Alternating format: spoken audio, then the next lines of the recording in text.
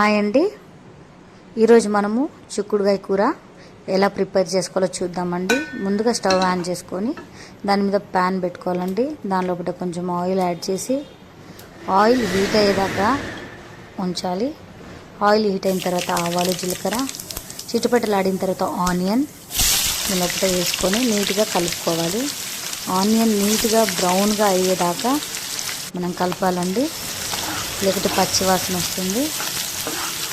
Onion మొత్తం బ్రౌన్గా అయిన తర్వాత దాని లోపల కొంచెము అల్లం వెల్లుల్లి పేస్ట్ మనము యాడ్ చేసుకుందాము.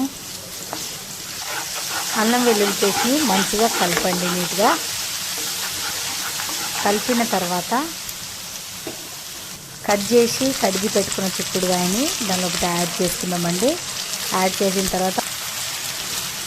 చేసుకున్న తర్వాత ఆ ఆయిల్ మొత్తం ఆ చిక్కుడుకాయకి పట్టే విధంగా కలుపుకుందాము.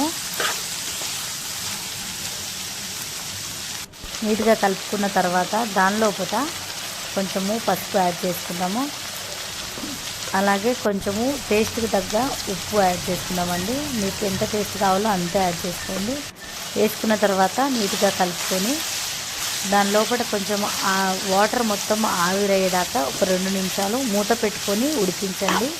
అలాగే చిక్కుడుకాయ కూడా కొంచెము ఉడికిపోతుంది, వాటర్ మొత్తం ఆవిరైతుంది. మూత పెట్టుకొని 2 నిమిషాలు ఉడికించుకోవాలి.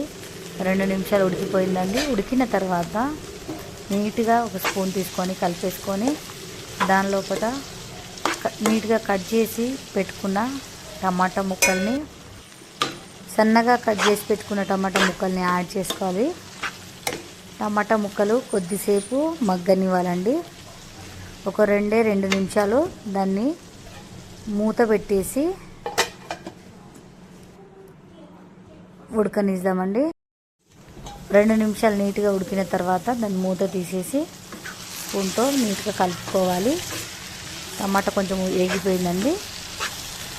దాంట్లో కొంచెం ఇప్పుడు ధనియాల పొడి, టేస్ట్కి తగ్గ కారము యాడ్ చేసుకుందాము. కారం నీట్గా కలుపుకోవాలి.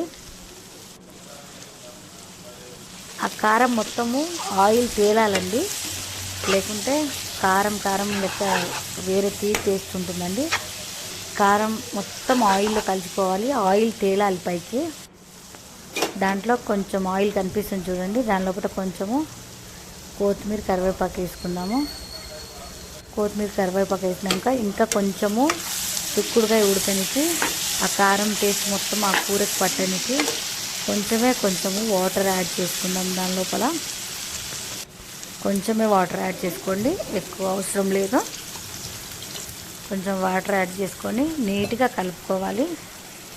కలిపిన తర్వాత 2 నిమిషాలండి, ఎక్కువసేపు అవసరమే లేదు అసలు.